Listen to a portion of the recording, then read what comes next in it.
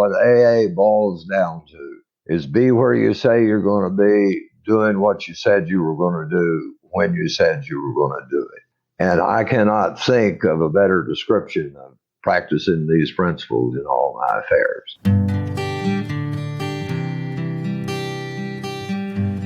Well, hello, friends of Bill W. and other friends. You have landed on Sober Speak. My name is John M.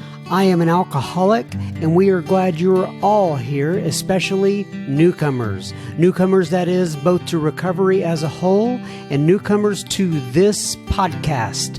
Sober Speak is a podcast about recovery centered around the 12 steps of Alcoholics Anonymous. My job here on Sober Speak is simple.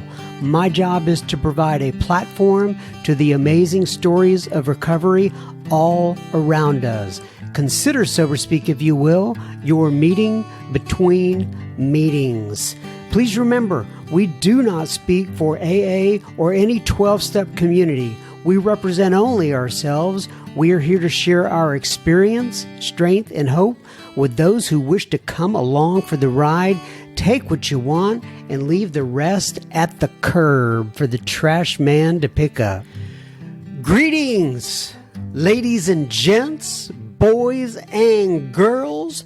That was the voice of Mr. Gary K. that you heard at the beginning of this episode. Many of you have heard his voice several times before on this podcast, but you will be hearing so much more from him in just a moment. But first things first, this episode right here, right now, is brought to you by Noel, Jennifer, Paula, Todd, Terry, and Kurt. Do you know what Noel, Jennifer, Paula, Todd, Terry, and Kurt did? Well, they went to our website, SoberSpeak.com. They clicked on the little yellow donate tab and they made a contribution. Thank you so much, Noel, Jennifer, Paula, Todd, Terry, and Kurt.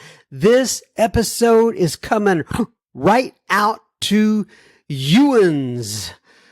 Guten Tag, everybody, again. Good. Now, that is kind of a leftover from last week's episode. If you haven't heard last week's episode, Guten Tag, Hallo, I think is how it goes. Anyway, Mimi F is from Germany, and her episode is entitled Sobriety is My Superpower. If you haven't heard that, go back and listen to that one. It will be well worth your time.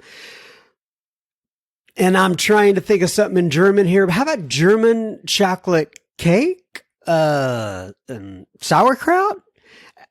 I don't think that's actually speaking German, is it? I think that's just talking about food items that are somehow related to Germany. Oh, and I do know Def Leppard, that in whatever that song is at the beginning of it, and they say Guten, Gluten, Glatten, Globen. It's better to burn out than to fade away. Anyway, you know what I'm talking about. But just because I know a little bit of a Def Leppard song probably does not mean that I am an expert in the German culture. But nonetheless, just go back and listen to the episode, all right? Secret Facebook group. If you haven't joined the secret Facebook group and you would like to, please send me your email to John, John, at SoberSpeak.com, and we will be more than happy to get you in there. Once again, if you're not following us on Instagram, I'm at SoberSpeak, all one word, and we would love to see you follow us on Instagram.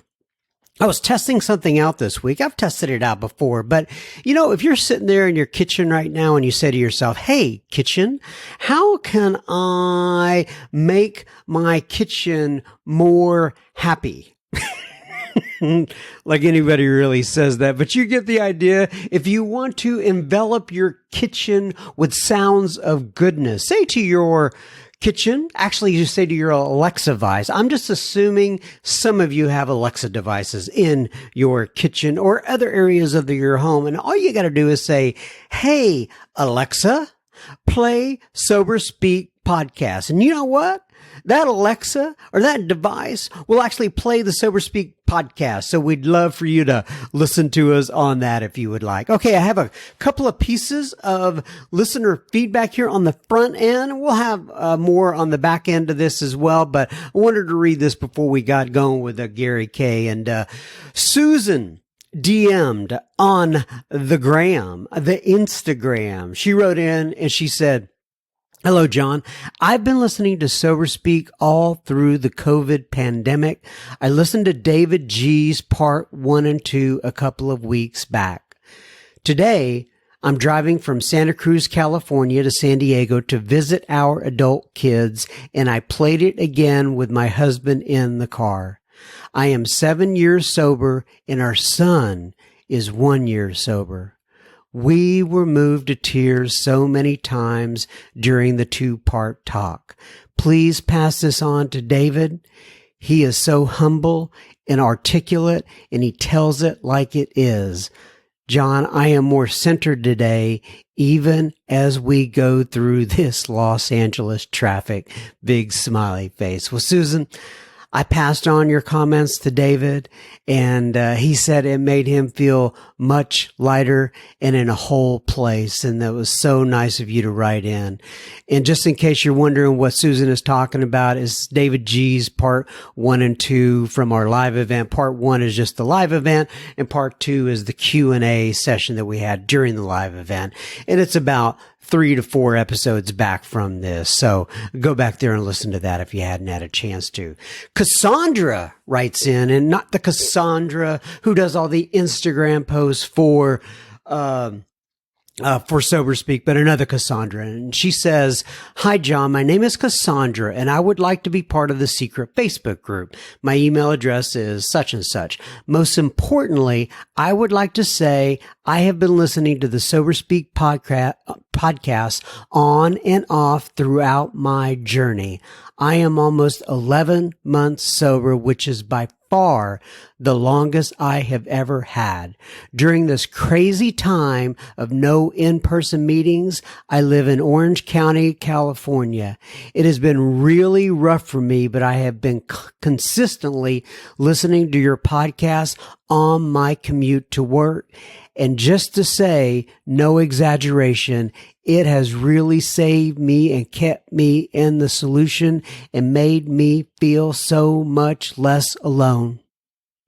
I can always find something from every speaker that hits me and quite literally changes my life and perspective on something very important. Thank you for all you do. Best wishes. Stay safe and healthy, Cassandra." Well, Cassandra, that absolutely made my day. And best wishes right back out to you. And as I always say to all of you listening in, thank you so much. I do not take it for granted. Thank you for letting me and the guests that we bring in here, be part of your journey. I really do not take that for granted. You give me purpose. And that really just made my day, that whole email. Thank you so much. All right, now on to Mr. Gary K. Gary K said, by the way, we are calling this one Step 12. Practice these principles in all our affairs.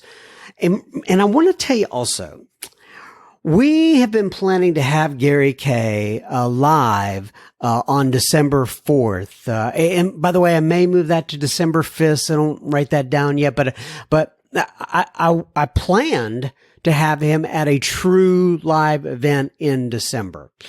And I'm still going to try to make that happen. Now, whether it'll be I thought all of this would be over by now, but obviously, when I say this, right, the COVID, it's a very serious situation. It continues to go on and on. So, I'm either going to have Gary at a live event on December 4th via Zoom, or we're going to have him at a live event in person if we could possibly do that. I don't know yet. So anyway, we're going to try to have him live on an event in December. More to come on that. But Gary does share during this episode his thoughts on coronavirus and how that may or may not affect Alcoholics Anonymous. He talks about sponsorship. He talks about spiritual awakening, carrying the message, and, as we mentioned, practicing these principles in all our affairs. As he says, build your life around your recovery. Do not build your recovery around your life. Ladies and gentlemen, we welcome once again Miss Gary, not Miss. I'm so sorry, Gary, if you're listening to this. Gary K. And we will have plenty listener feedback at the end of this episode. Enjoy, Gary K. Okay, everybody. So today we are sitting here again with a fan favorite, Mr. Gary K. So Gary K., why don't you go ahead, introduce yourself, and give your sobriety date if you wish, please. I am an alcoholic. My name is Gary K. I'm not used to just giving the initial. My name's Gary K. And I'm really, really, really, really grateful for a sobriety date and for a new life that started July 25th of 94. July 25th of 94. It's been a while, Mr. Gary. Seems like yesterday in a lot of ways. So we have a little bit of for Gary and I, at least a little bit of an unusual situation here. And by that, I mean, Gary and I have recorded, I don't know, 4, 5, 6 episodes. I don't even know how many it is, but it's been quite a few. And every time we have recorded in the past, Gary has been here at my home studio, if you will, which is just a guest bedroom with a mic set up. And we have recorded Gary. He has driven in from, you come in about an hour and a half away. Is that right, Gary? Correct. And so Gary comes in, we do a recording, and then we release it. But this time, because of the state of the nation or the state of the world, I guess is what you would say, we are in separate quarters. Gary is at his home. I am at mine. And before we go into what kind of our subject is for today, Mr. Gary, which is going to be the 12th step, I want to ask you a little bit about your experience with this whole virus situation. And you know, I don't know exactly when I'm going to release this yet, and things are changing. Gosh, it seems like daily, definitely weekly. We don't know what part of that process we're going to be in by the time it gets released. But what are your general thoughts on what has happened thus far, and how it relates to your recovery, and how you see it affecting Alcoholics Anonymous moving forward? I have a strong belief these days that when you're given lemons, you make lemonade. I didn't come into this program with that idea, but actually the only way it's really affected me is the one-on-one personal contact I've had. I now have 4 airline tickets to use sometimes next year for conferences I'd been invited to speak at. I'd already got the ticket, and they've been canceled. You know, the thing that really hit me on this is I keep thinking about pages 132 and 133 and the idea of I don't want to be the deliberate manufacturer of my own misery. And I go back to stuff that was went over with me very carefully by my first sponsor. You know, that part in the chapter to the agnostics, when faced with a self-imposed crisis that you can neither postpone or evade, face squarely with the issue that either God is or he isn't. What's your choice to be? And I'm grateful that I understand that the coronavirus is a crisis, but it doesn't have to be one for me unless I turn it into one. That's not self-imposed, but my response to it could be a self-imposed crisis if I anyway find myself slipping into feeling like I'm a victim of some kind. And it's very tempting, I see, for a lot of people by staying on social media that the blame game seems to be just, has reared its head and is in full bloom. And I think about a line in the book, I believe it's on page 98, where it says, "We avoid argument and fault finding like the plague." Now, I'm aware he's talking about working with others and in the family, but I found that to be a pretty good thing to try to adapt in every area of my life. It just doesn't do a whole lot of good to be talking about who's to blame. What I've shared with people is my parents got called to go to war. I'm getting called to sit on the couch. There's a little bit of difference there. Mm-hmm. And in saying that, I'll say this very quickly. I am aware that a great many people I know with unemployment and with bad finances and with a lot of things, there's going to be a lot of destruction of their normal life. And I'm so grateful that Alcoholics Anonymous has been able to move forward very quickly with the Zoom meetings. And we've always got our telephones so that we can do what we do best, and that's find a way to not have to, need to, or want to take a drink, no matter what's going on out there. So I see this as a time to reach out more to people and to be grateful that we've got this technology. I got called about 3 weeks ago by a person with an intergroup, director of an intergroup in a large city, who was all foaming at the mouth. That's my report. I didn't actually see him foaming at the mouth. He was pretty upset that AA had not been declared an essential program. And he asked me what I thought of that. And I said, AA is essential. AA brick and mortar meetings are not essential.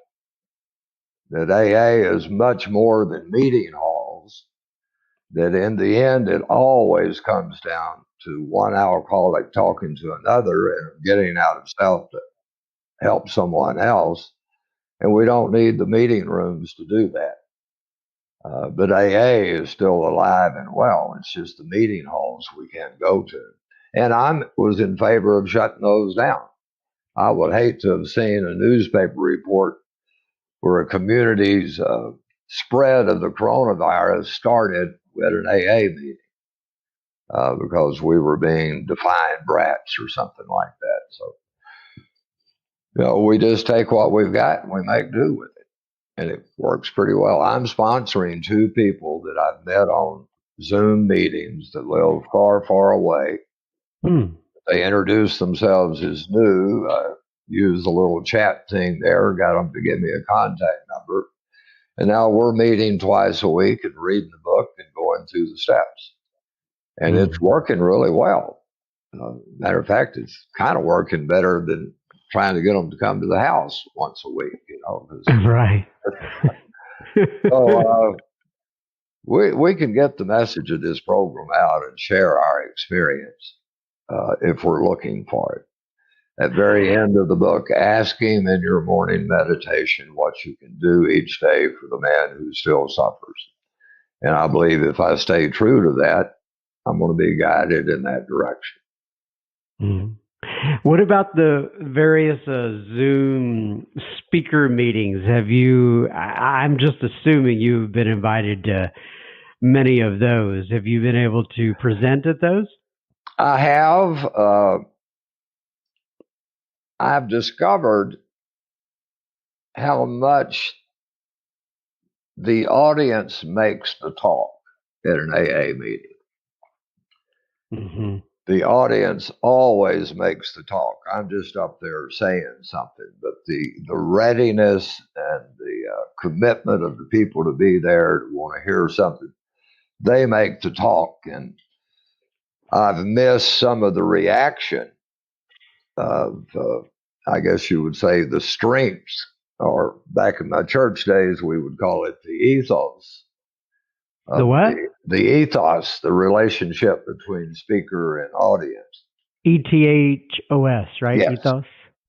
And I believe we depend a great deal on that in AA. So it took me a little while to get used to, you know, talking to a screen. But again, we make do. I did find out I'd never done earbuds before, and I found out when I take them out, I don't hear me. I was getting a kind of feedback. So once I get started talking, I do what's normal in AA. I just take the listening part out and just talk. I've always said that AA is the only place in the world where everybody talks and nobody listens and we all get well. So, but yeah, I've done it. I've spoken in small groups for as many as 5. And in one meeting, the thing said we had 1,300 there. So uh, I've got to go back to some places in Europe that I've been before and always have to apologize to my friends in Iceland and Finland for the poor English that I speak. They speak a much more proper English than I do. But it's okay. It works out. Good. All right. Well, let's turn a corner to our subject for the day. And by that, I mean, you and I have sat down. First, we did your story, and then we came back and really covered all of the steps. The last thing that we covered was step 11. It was called Step 11 with Gary Kay, spiritual hygiene. But we never really did venture on into step 12. So now we are at step 12. So having had a spiritual awakening, right, part 1, as the result of these steps, we tried to carry the message to other alcoholics, part 2, carrying the message, and then I guess part 3, and to practice these principles in all our affairs. As you know, me, you, all of us have had quite a change.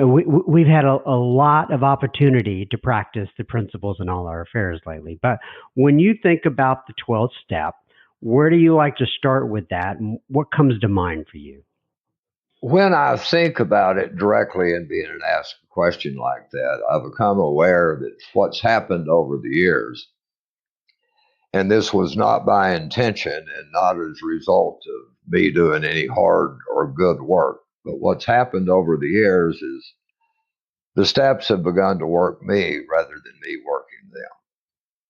And it's kind of encapsulated in that 12th step. Almost everything that we're about uh, can be found for me in step 12. Starting with the morning meditation, which asks me to be aware. Very directly, if you look at the 11th step, the first thing we do is ask to be divorced from dishonest, self-seeking, self-pity, and motives. So that's at least bringing my attention that I need to be practicing some principles other than my own in all my affairs. It tells us we look at today, kind of make some plans. It tells me that throughout the day, I'm going to get stuck sometimes. So it tells me to get to pause rather than just moving on through the way I used to. So it's getting me ready on a daily basis for all 3 parts of the 12th step to be a part of my life. Every morning, I start my meditation. I've got a photograph of the night I escorted my daughter when she was crowned homecoming queen, and I was so drunk that I fell down. And I've got a photograph of that, and it's that old red blotch face. I think I'm being real cool, I guess. I've got on a silk wife beater and a white silk jacket, and I look like a drunk. And so every morning I take a look at that picture so I can remember that I'm not that guy anymore, and to be really grateful for that. And that is the result of having surrendered to these steps. And I need to be reminded of that every morning as part of my motivation to go out into the day. I just don't want to be that guy anymore. So that helps me get started with step 12. One thing that I do each morning, and I got taught to do this, is I call another alcoholic before I get out of the house every morning, just to remind myself of we. And since I'm sponsoring people most of the time, I'm the sponsor that in the first few weeks does not ask my guys to call me. I call them until they can get kind of brought in and included in things. So I think just the reaching out and saying hello to someone else that's on the same walk is, in one sense, helping another alcoholic. And then practicing the principles in all my affairs. We had a guy when I got sober that said, "You can't do that. You got too damn many affairs going on." But I'll sum it up. I went to a meeting in Midland, Texas when I was first sober. First time I'd gone to that group, and that was a podium meeting where people were called from the floor to come to the podium, and a man got up. He had 30-something years. We were to become good friends later, but he said very succinctly, in the end, to everybody out there, all your family, all your coworkers, everybody out there, what AA boils down to is be where you say you're going to be, doing what you said you were going to do when you said you were going to do it. And I cannot think of a better description of practicing these principles in all my affairs. When the man said that, I was almost convicted immediately by the knowledge that really in my life, nobody could ever depend on me to fulfill that. Because if something came up, I would make any excuse sometimes to break off the commitment and go do what I wanted to do. So they boiled it down for me, very simple things, and I think that is practicing these principles in all my affairs. Just do what I said I was going to do when I said I was going to do it, with who I said I was going to do it with, where I said I'd do it. It's not all that complex. So let me take a break here, then I'm going to continue. We'll be continuing our conversation with Gary Kay in just a moment. Just a reminder, you're listening to Sober Speak. You can find us on the World Wide Web at www.soberspeak.com. You can also find the donate button on our website, which you can use if and only if the Spirit moves you to do such and you feel real good about it. Please keep in mind this is a podcast funded by you, the listeners. Sober Speak is a self-supporting organization through our own contributions. We are not allied with any sect, denomination, politics, organization, or institution. We do not wish to engage in a controversy, neither endorse nor oppose any causes. All right, now back to Mr. Gary Kay. All right, Gary, so when I think about carrying the message, I think about sponsorship and such. Why don't you talk to me about sponsorship from your perspective, both receiving sponsorship and what it's like being a sponsor? Because I know you sponsor a lot of guys too. Talk to me about that a little. I love it. And before you start, and I'm so sorry, I forgot to add this part in here. I get this question that comes into Sober Speak all the time. I always have people asking me, how do you find a sponsor, right? How do you locate a sponsor? How do you know which of the sponsor is the right person for you?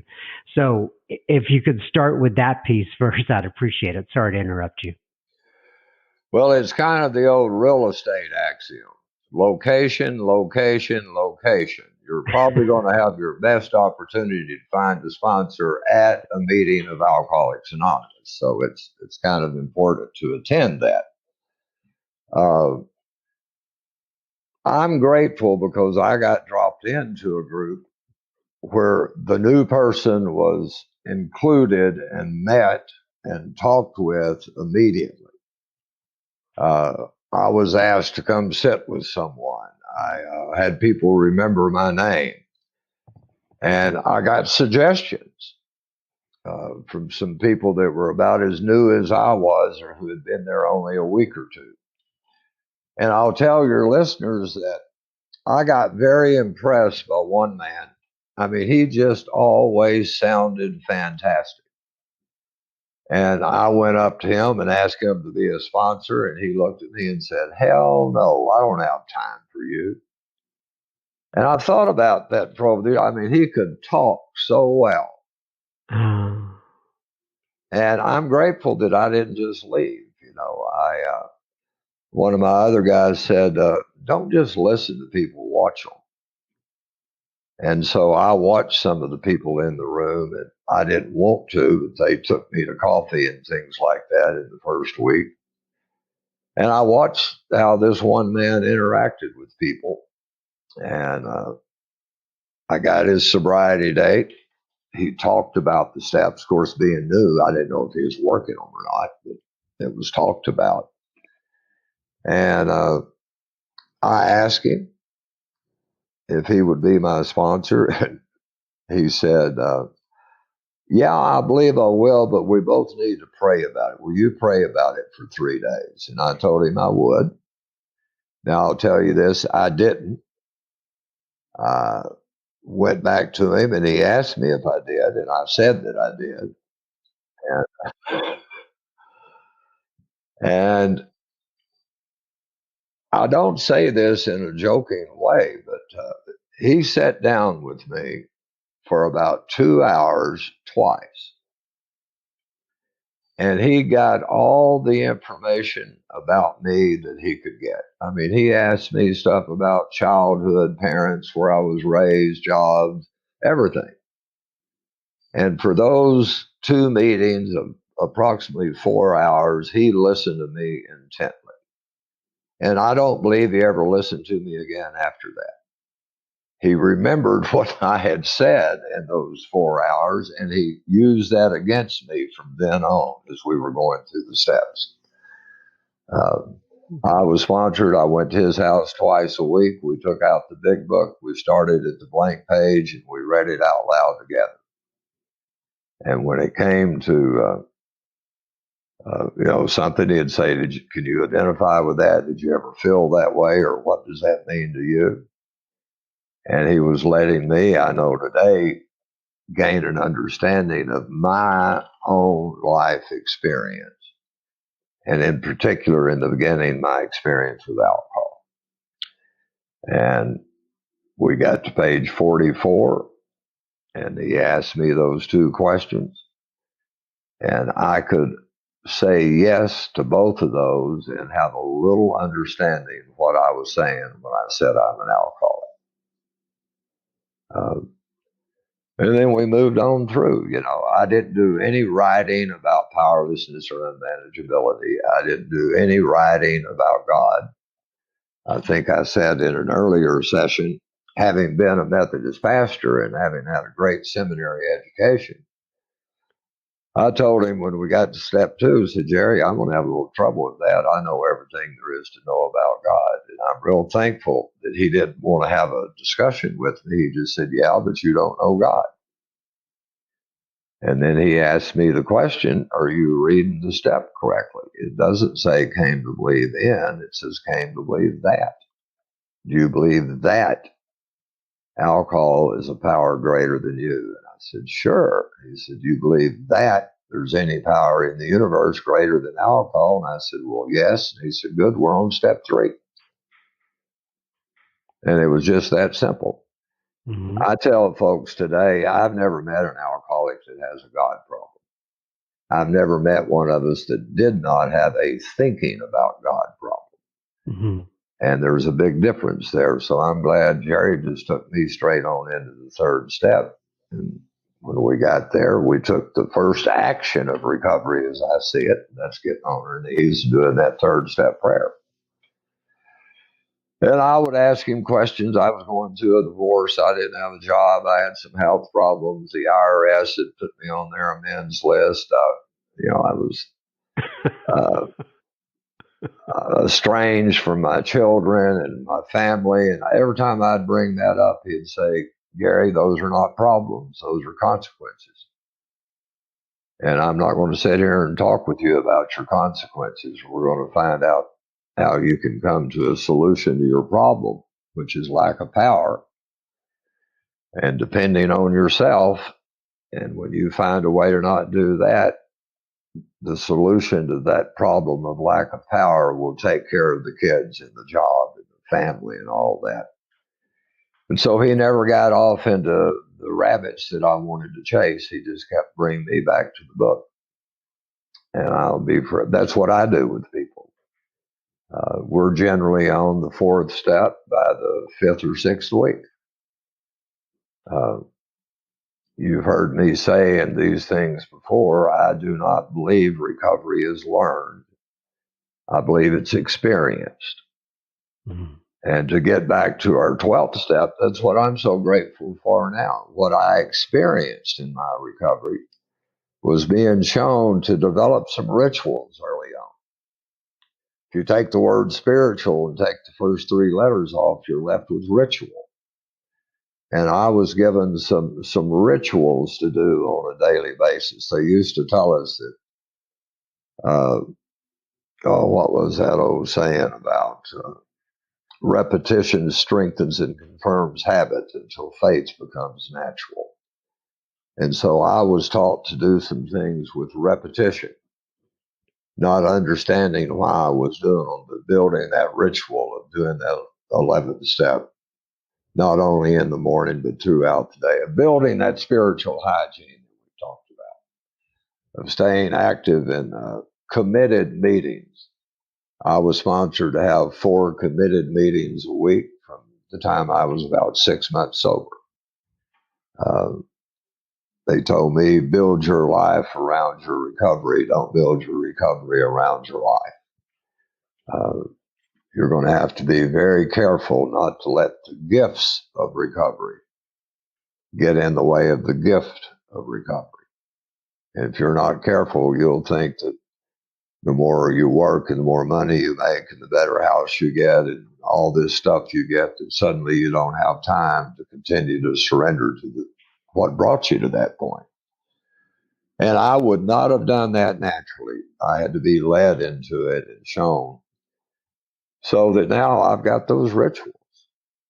And the book does say early in Bill's story, the alcoholic who fails to perfect and enlarge their spiritual life through work and self-sacrifice for others cannot meet the certain trials and low spots which lie ahead. Well, this coronavirus is one of those trials and low spots. I'm so grateful I got given a kind of Alcoholics Anonymous where you don't wait for something to happen and then you go build up your program. You do it day by day because things are going to happen and we're going to be spiritually ready for them. Doesn't mean that fear doesn't come in, doesn't mean that anger doesn't come in, doesn't mean that, all the stuff that, hell, I'm as human as anybody else, all those emotions still happen. But it's like it says in our third step, driven by 100 forms of fear, self-pity, and self-delusion. I'm glad because of this program, I don't have to be driven by any of those fears. I'm going to have them, but I don't have to let them own my life. I've got things to do each day. I get up in the morning about the same time I always got up.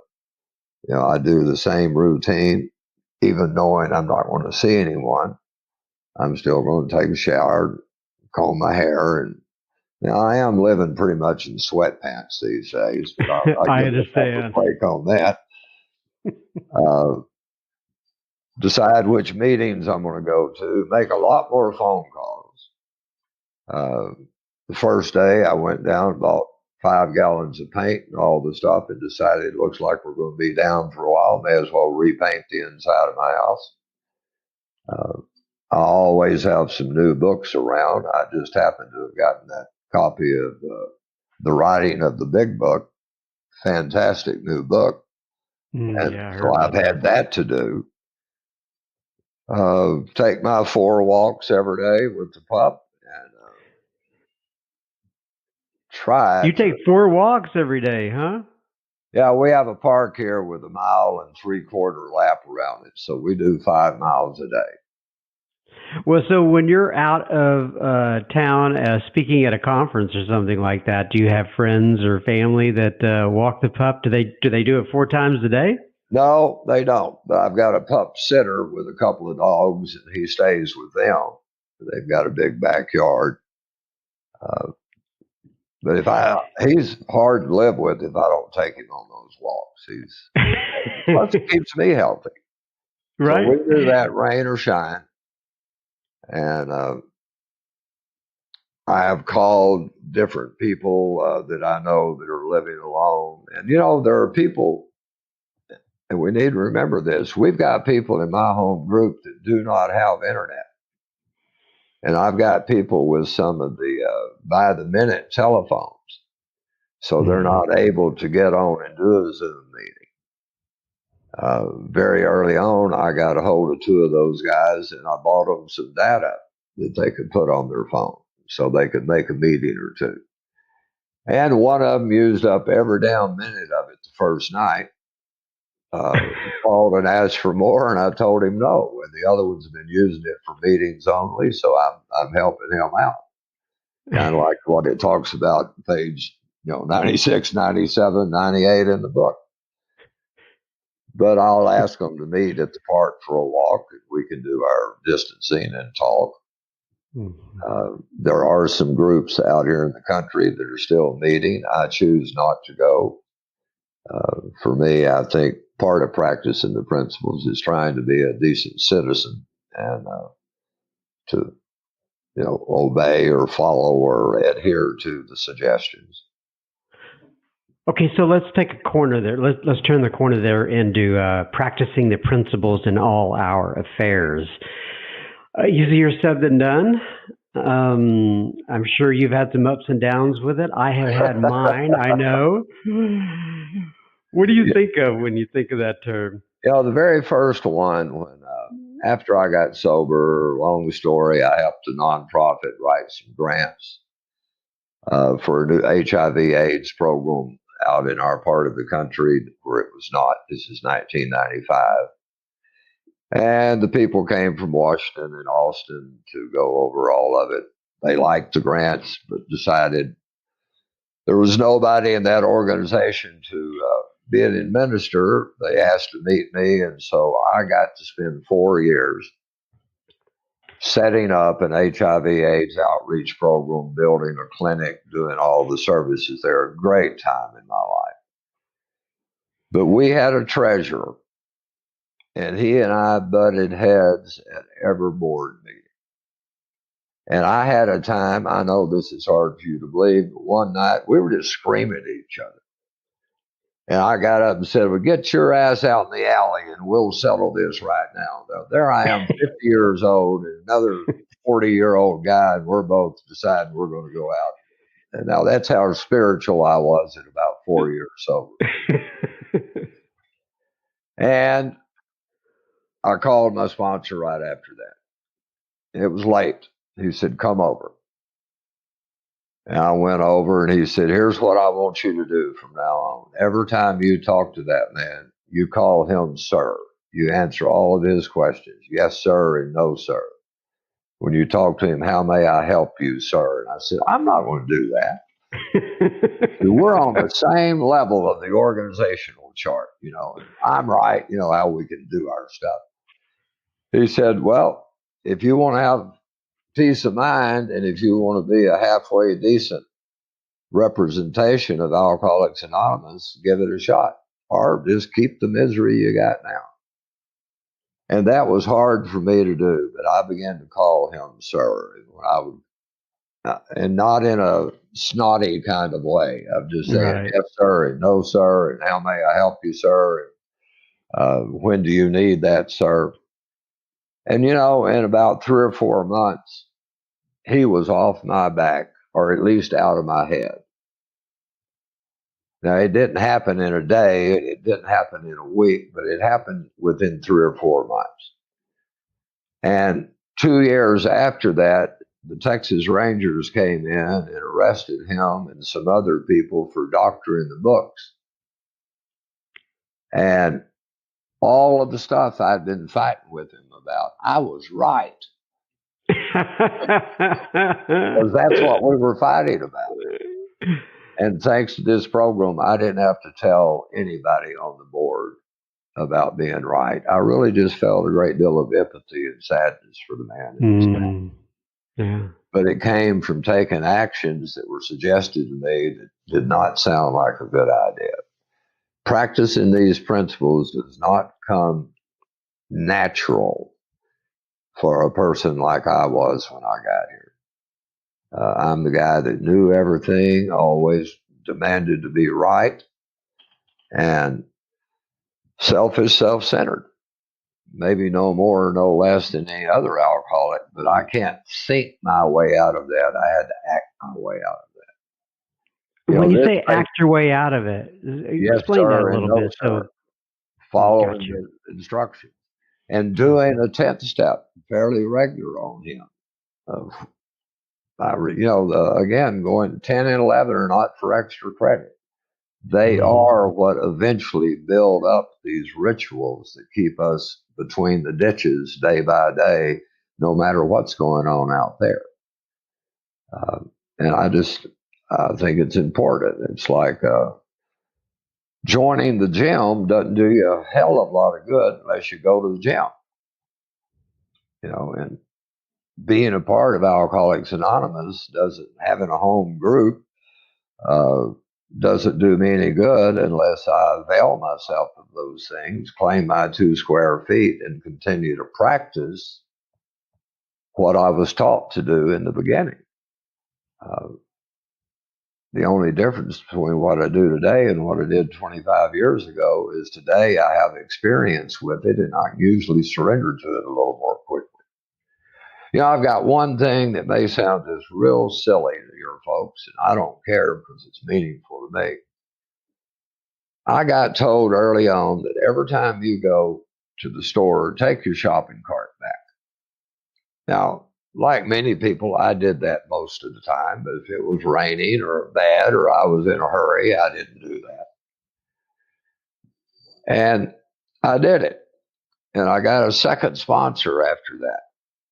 And he asked me what I was doing. I mentioned that, and he said, "You forgot the other part of that."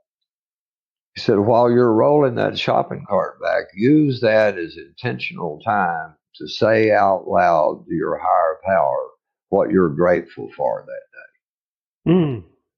And I'm telling you, folks, probably 10,000 times since then, I look forward to taking that cart back because I can say, "Thank you, God, for my relationship with my children. Thank you, God, for the peace that's in my life." It's like a mantra. And that gives me an opportunity to say it over and over again. So when I was going to Walmart a month ago looking for toilet paper and there wasn't any,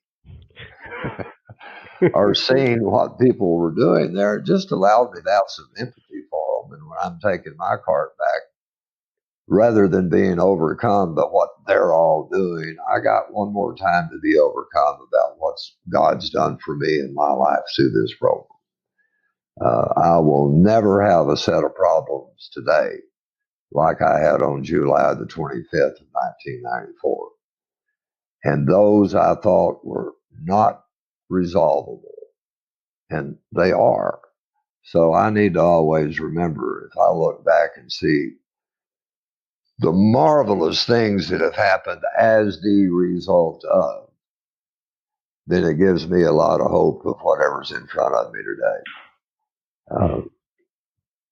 And I believe a big part of practicing the principles is having newcomers to work with. You know it for yourself too. I act a hell of a lot better when I'm with them than I would if they weren't there. It's part of human nature. And so being around them helps me remember. It says on page 83, the spiritual life is not a theory, we have to live it. And I'll take all the reminders of doing that I can get. I'll tell you one more story that may not be the spiritual highlights that people were looking for, but it changed my life. My first sponsor, they had a rotation of people bringing cookies or treats to the meeting. And when it was his turn, he gave me the money and asked me to go to Walmart and get these two particular packages of cookies and bring them to the meeting. And of course, I would get time for the meeting. I'd forget that. Then I'd run up there right quick, and I'm going through the aisle, and I can't find a parking place. And somebody's in the 10 item lines with 13 items, and I'm getting upset about that. And man, I'm driving like crazy. And I get back to the meeting just in time to bring the damn cookies in, but I'm already a hizzy fit. And we did that for the whole month. And he said, Gary, you never did learn, did you? And I said, what? And he sat down and he gave me the lesson that he was hoping I would learn. Walmart is going to always be Walmart. Mm-hmm. If you don't want that kind of irritation in your life, go 15 minutes early. Mm-hmm. That never entered my mind. And that may sound silly to folks, but look at how chaotic my life plans were through the day. Just last minute decisions, making decisions on the fly to gently and slowly over time be instructed and be shown to set up a little bit of schedule and to plan myself to be early. And that takes care of the irritations. It's not them, it's me. And I don't know how much value that's added to my life over 25 years of having that moment of gratitude when I'm taking the cart back and the just trying to be early to places so I don't end up being rushed. Now, those may sound like little things, but I believe that recovery on us, it's not like dynamite blowing up a rock, that stone granite that we were when we got here.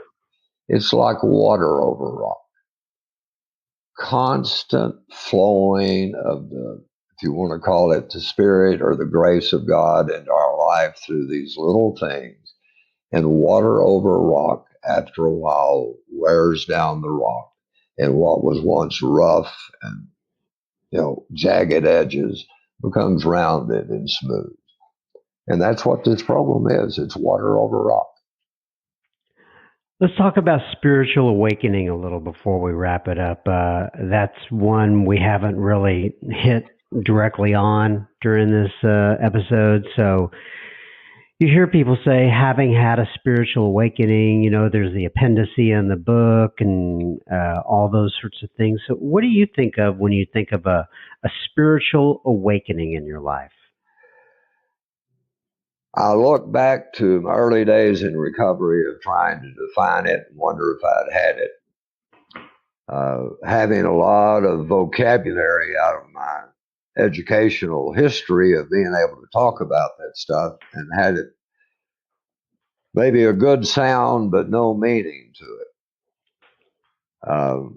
And I'll tell you two stories of how it happened to me. I was 3 years sober. I was sponsoring a man who came in very angry, uh, going to a divorce, looking at the prospect of losing his kids in a second marriage. And he had a 5-year-old daughter that he had to bring to the meeting with him. And she would hit the meeting and literally jerk away from him and go sit with someone else. It was obvious she didn't want to be with her daddy. But that guy did the work. I mean, he hung up on me 4 or 5 times, called me an SOB, and then he'd call back 5 minutes later and say, okay, I'll do it. He reluctantly but continually surrendered to the work. And I just happened to look around one day when he had been there about 5 months, looked over there, and that little girl was asleep in his lap with her arm around his neck. And I came to believe I had my awakening watching what happened to him and to many, many others. Mhm. And in the end of my fourth year, I made the amends to my mother. I'd gone to the grave, but it just hadn't helped. I didn't, I'll take that back. I didn't feel anything. I was still expecting feelings back then. And I got a suggestion from someone in a meeting, not my sponsor, that my mother had two best friends that I'd known since I was about 8 years old, just like some of us have had lifelong friends. These three ladies did everything together. So I got a hold of them, set up the time where I could meet with them, and I made amends to my mother through her friends. And I found out they knew everything because they were confidants. They Mhm. knew all of it. But here's the deal for the awakening. They told me stories about my mother that I didn't have a clue about. And it came to me, I didn't know my mother. I knew my experience with my mother, but I didn't know her the same way that these ladies did, and you just go on down the same. I just knew my experience with her, and I loved it. And that's my awakening to the God of my understanding. I don't know God. I just know my experience with seeking the grace of God through this program. And I like it. I believe that God is so easy to understand if you don't try to explain him. And I don't need to know everything. I just need to know my experience. And I love my experience of being able to live forgiven. Yeah, I love it. Hey, I'm going to close it out here in a second, but before I do that, do you see what I'm holding right there? Do you recognize those? Are they mine? Those are yours. I That bet I bought there's 50 pair of these things. there's some sort of irony in that you had to take your glasses off to see that I was holding your glasses that you left when you were here last time. I don't know exactly what to make of that. But yeah, so next time I see you, no pun intended, we'll be able to get you Okay, that'll your work. glasses. All right. I've got an empty scabbard for them somewhere. An empty what? Scabbard that you put the glasses in. Oh, okay, gotcha. Sword and scabbard, Yeah, there you go. All right, well, let me read page 164 from the book. It says, abandon yourself to God as you understand God. Admit your faults to Him and to your fellows. Clear away the wreckage of your past. Give freely of what you find and join us. We shall be with you in the fellowship of the Spirit, and you will surely meet some of us as you trudge the road of happy destiny. May God bless you and keep you until then. Thank you so much, Mr. Gary, for coming in here to talk about Step 12 and some other miscellaneous topics. I sure do appreciate it. Thank you for having me. God bless you. Thank you so much, Gary K. You so much have a gift for articulating some very complicated principles in a very simple fashion. And I am so thankful that you come in here and share with me so the Sober Speak listeners can hear what you have to offer. It is just absolutely fantastic. Now, on to a little bit of listener feedback. Imelda writes in via Facebook, and she says, "Hi, John. We have been living months of hell with my 23-year-old son and his drinking. He finally asked for help and went into treatment on July 18th and is now in sober living. I'm so happy he's taken this huge step, but can only hope and pray he will remain sober. He checks in every day from where he is, and it's so amazing to hear him sound 100 times better. But I'm still terrified he can relapse. He was using heavy drugs in May of 2019 and he stopped cold turkey, and we saw him go through the most horrific withdrawals, and by the grace of God, he made it through. Sadly, the binge drinking started a couple of months later. Your podcast is so beneficial because it has really taught me about the whole new world to me of addiction that I was oblivious to, with a little sad face with a little tear. Well, Imelda, thanks for writing in. I'm sure other people have suggested this, but the only thing I would say is, you may want to check out Al-Anon. You didn't say anything in there about it. You may have already, but anyway, thanks for writing in. Godspeed to you, your son, and your entire family. I know this is a tough time. Todd wrote in and he said, "Hey, John, I've been listening to your podcast from the beginning. Just listen to Gary K." Well, yeah, you probably just got to hear him again if you're hearing your name. Anyway, just listen to Gary K, episode number 69. Simply awesome. By the way, let me just take a little break here. If by any chance there's somebody who's listening to this and you did not know that Gary K is on tons of other episodes on this podcast, feel free to go back through our entire catalog. Just Google or how would you do it? Just control search, control F and search for Gary K, or just look for Gary K on many other episodes. He's probably on about 6-7 other episodes or something like that. And so anyway, you will enjoy him. Anyway, back to Todd's note. Todd says, "I have been an active member of AA for 10 plus years. The beauty of AA is that I'm always learning and hearing different perspectives on life.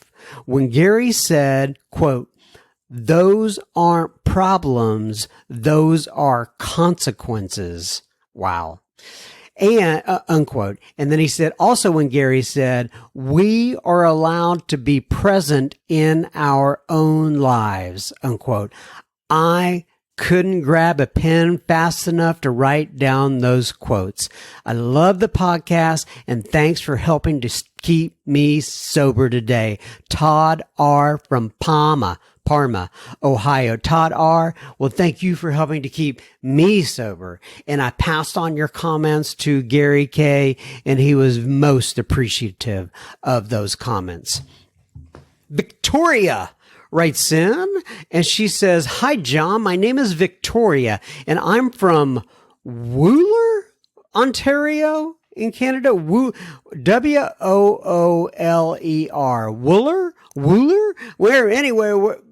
Whatever's going on up there in Ontario. Thanks for writing in, Victoria. Anyway, she says, "I am 2 years, 8 months sober." Congratulations, Victoria. "And counting each blessing along my journey!" Exclamation point. "I have a crazy schedule and I find it very difficult to get to meetings on a regular basis. I was really struggling with my sobriety until I found your podcast." Oh, very nice. "I now listen to your podcast daily on my drive to and from work, which is a huge, in capital letters, game changer!" Exclamation point. "Thank you so much for being an outlet for these individuals to share their stories of recovery and how their lives have changed due to the program. I'd really love to be a part of the super secret Facebook group." And once again, I think you all have heard me say this before, but I get these little catchphrases. I didn't even make this one up. This was from I steal most of this stuff. This is from Dave. Dave, one point, he's in the super secret Facebook group. He called it that when he wrote in. And anyway, but it's stuck. Anyway, I want to be part of the super secret Facebook group and possibly connect with some people in recovery like me. Well, you know what, Victoria? There are tons of people in there to connect that are just like you. She says, "My email is," and I can't say the email, obviously, because I don't want her to, anyway, you break her anonymity and all that kind of stuff. She says, yes, I know it's a silly email. I made it when I was 14 and haven't changed it over over the years. Ha ha. And it is a very little girl type of, email, but thanks for writing in, Victoria. She says, thanks for all you do. Your friend in recovery, Victoria B. Thanks again. Ashley writes in and she says, hey, John, I got the invite and I'm in the super secret Facebook group. I live in Boone, North Carolina, and I have been completely clean and sober since January 13th of 2018, although my journey to total abstinence began about a year earlier. Face-to-face meetings in my area are very limited due to COVID-19, and I have found that Zoom meetings are helpful, but I needed a little something to add to them. I do a lot of cycling and was looking for some speaker tapes to listen to while on a 50-mile ride. Wow. And that's when I stumbled upon Sober Speak. So I downloaded a couple of episodes and listened to them while on my ride. It seems like everywhere I turn lately, my higher power has been telling me that I need to spend more time in prayer and meditations. One of the episodes I downloaded, how about this, was Gary K talking about spiritual hygiene. Man, I needed every bit of that episode. Thank you so much for adding me to the super secret Facebook group. Ashley. Well, Ashley out there in North Carolina, we love to hear from. I'm so glad you wrote in. I'm so glad you found us. And if you're cycling right now, hopefully this gives you a little extra juice to keep up the 50-mile trip or whatever you're on. JJ writes in and he says, hi, John. My dad recently became sober about 8 months ago. And I stumbled upon your podcast to learn more about AA to better understand his journey, as well as a resource for me because I'm trying to cut back, which I know takes time. Which I know takes more. Anyway, he says, right now, the hardest part for me is finding a program to join and get with. I become extremely anxious and hesitant when thinking about joining and have even got to the point to where I have been at the site of an AA meeting and I turned around. Well, JJ, you wouldn't be the first. I know people who go through that, right? Sitting in the parking lots thinking about whether I should go in there. But anyway, he says, I am only 30 years old, so the thought of making such a drastic change is hard for me to come to grips with.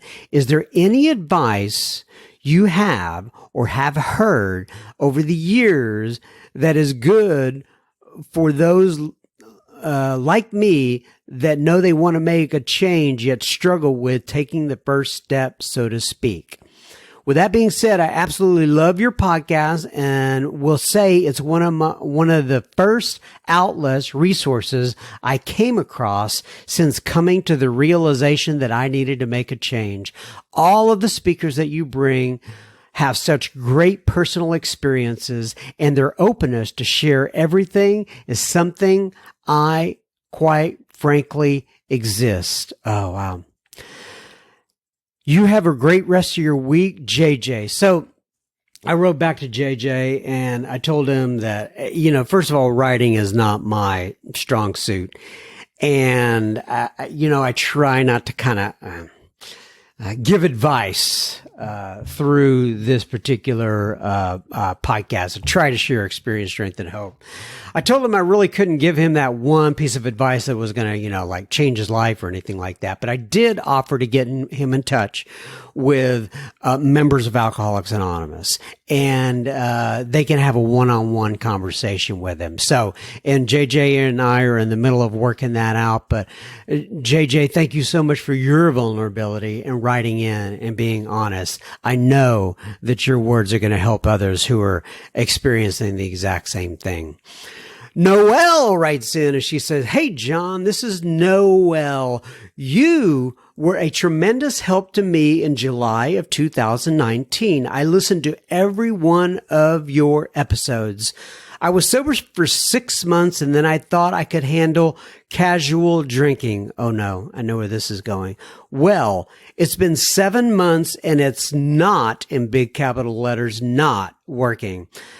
I even stopped listening to you, but I'm back and happy your podcast has continued. It was so helpful to me then, and I know it will be again. I am sober again, and I plan on sticking with it. Through God, your podcast, and my family, I will stay sober this time. Thank you for all you do." And as you know, Noelle, I wrote back and said, I guess I am giving you advice here. Anyway, I said the only thing that I would suggest, I love that you're listening to my podcast, and I love that you have the support of your family, and I love that you have a relationship with the God of your understanding. But I would, if it were me, add meetings to that mix, whether it's Zoom or otherwise, preferably in person. All right. Now, these are several different DMs, direct messages I got through the gram. Janine DM'd me. She says, "Hi, John. Thank you. Came across your pod the other day. Really enjoyed it. Thank you for doing this." Well, Janine, you're welcome, and thank you for listening. Ryan DM'd, and he says, "John, your pod has been helping me get through some tough days. Thank you for what you give us." And Mr. Ryan, I would say thank you for what you give back to me. And thank you for all of you for what you give back to me. Amanda DMs, and Amanda says, "Hey, John, I've enjoyed the story so much. So powerful. I am fairly new in recovery, April 14th of 2020. Podcasts and Zoom have been a key for me since I left inpatient and IOP. Thanks for the work you do." And just for those of you who may not know what IOP is, I think that's intensive outpatient, if I'm not mistaken. But anyway, thank you, Amanda, for listening, and thank you for all the work you're doing for your own recovery and helping us all at the same time. And finally, Kim DMs. And she writes in on the gram. She says, "John, I've been listening to your podcast for over a year now. Thank you. Thank you. Big heart and big praying hands." Well, Kim, thank you for listening, and thank you for being a part of this community. All right, everybody. Keep coming back. It works if you work it. I take this a week at a time. I think I shall be back next week. God bless you. If you want to get in touch with me, once again, I'm at John, JOHN, at soberspeak.com.